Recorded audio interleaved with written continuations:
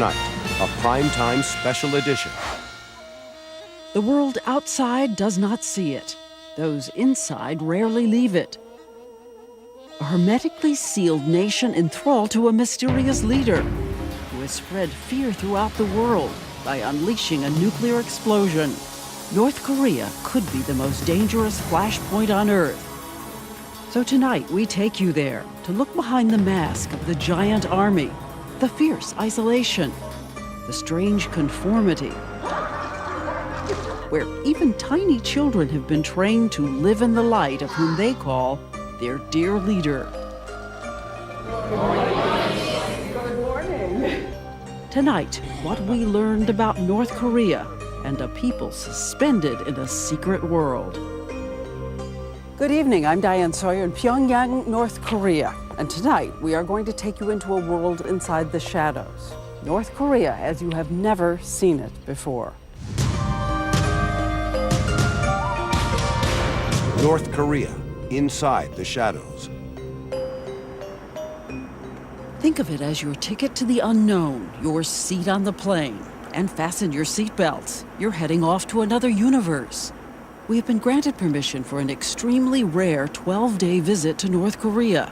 It begins in Beijing, China, where we board an old Soviet jet. Destination, Pyongyang, North Korea's capital. On board, in the airline magazine, there are headlines about the U.S. which leave no doubt who is public enemy number one. Even the onboard announcement heralds arrival in a state which is also a kind of state of mind. Pyongyang is the capital of the Juche Korea. The might of Korea under the sunken leadership of the great leader Kim Jong-il is well known to the world. Kim Jong-il, this is him, the man of mystery and menace, who must be called the dear leader. And above us at the airport, a picture of his father, the founder, who is virtually worshipped as a god in this country. Inside the airport, the arrival board says it all. One flight, twice a week. We're told that only 300 foreigners are present in this entire nation of 23 million people. First thing, guards confiscate our cell phones, our Blackberries, but not our books and magazines, which we have in our carry-on bags. And so we begin our drive into the city. On billboards everywhere, father and son, son and father. By one estimate, 34,000 monuments to the father alone. Imagine if in America George W. Bush smiled at you from every block, every factory, every classroom. As we enter the city, we snatch a few photos of streets teeming with military, the world's fifth largest army. We also see an army of children walking in formation, often singing. And on nearly every corner, hundreds and hundreds of them practicing. But what? We notice everything is astonishingly clean. We see people sweeping not only the pavement, but the grass. And we notice that the traffic lights in Pyongyang are human beings moving in robotic precision, a kind of traffic ballet. Though when you look around on the giant boulevards, there are hardly any cars. The city of Pyongyang is considered a kind of showcase, even though we know the North Korean economy has been in shambles. We do catch fleeting glimpses of another, less tidy North Korea off the official route. And from the minute we arrive, we are assigned a team of 3 North Korean government guides, translators who will never leave our sides. We call them minders. And almost immediately, a kind of tug-of-war begins about what we can and cannot film. And it's baffling to Americans. Bus stops are declared off-limits. We're not sure why. Boats in the harbor? No way, they asked us to stop. What we're allowed to film is what looks modern and mighty. The maintenance of that political regime is predicated on isolation, on the outsiders not understanding how the system works, and the insiders not understanding how the world works outside. They wouldn't want to show the sort of routine activities. That's drudgery and that's work and labor, and that's not something that shows the glory of the country.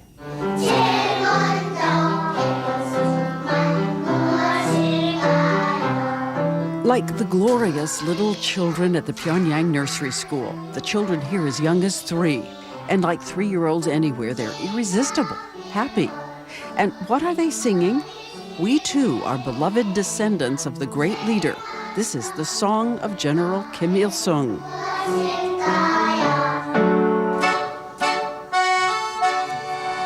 A tiny master of ceremonies gives the official welcome.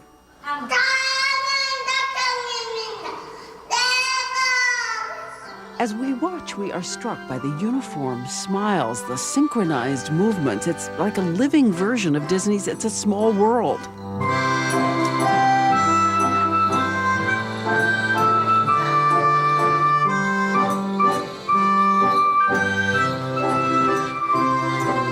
We keep thinking, how hard would it be to get American 3-year-olds to train for clockwork precision like this? Or this?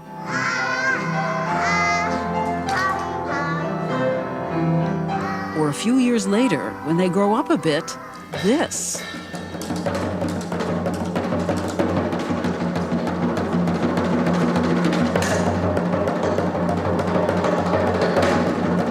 And wait until you see this. These are people, 100,000 of them with cards, moving as one to glorify North Korea and their ruler, who is also seen as a kind of permanent impresario of the public image of North Korea. Now we understand all those streets filled with children practicing, like the ones with the hula hoops. The pageants, which take place every few months, are a wildly popular feature on North Korean TV. A nation repeatedly celebrating itself. You come away thinking that these people look like they might be members of a cult, just worshiping a venerated figure. We begin to learn of another dimension, Korean pride, not only in their country, but in their racial purity. What critics label brainwashing, we're told, is in part the legacy of an ancient culture. What we do know is that Koreans are fiercely nationalistic.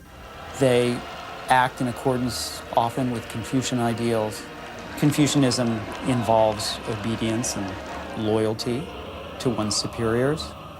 No country has perfected these kinds of things, these mass games, the way North Korea has done. The mass games are a kind of representation of how North Koreans want to show their whole society. See, everybody is like this. The whole country is marching to one beat. One of the biggest of these so-called mass games is called Arirang. This one, 2005. But they're not really games as we know them. They don't necessarily involve sports. They're more like giant halftime shows with no football on the other side. Again, we have just 12 days to try to understand a sight so strange to Western eyes. Our first morning, we ask our minders, could we just walk up to some North Koreans on the streets in Pyongyang? A blonde stranger frightens a little boy with a very big sword. I just wanted to say hello. Could I ask? He's afraid of you. He's afraid of me. But some people do stop to talk to us. We tell them we are Americans. They are universally polite and smiling, denouncing the U.S. while they hold my hand. America has earned our hatred through its own hostile policy against our people. For 100 years, we Koreans were victimized by America. Is there anything about America that is good? As of now, I like nothing about America.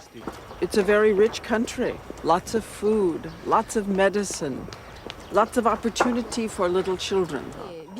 I'm not concerned about how Americans live their lives. I just want Americans not to meddle in our Korean people's affairs. This young man said he's glad his country had its own nuclear explosion. And this university student declares the U.S., with its trade sanctions against North Korea, an international bully, while smiling. I think of the United States as our people's implacable enemy.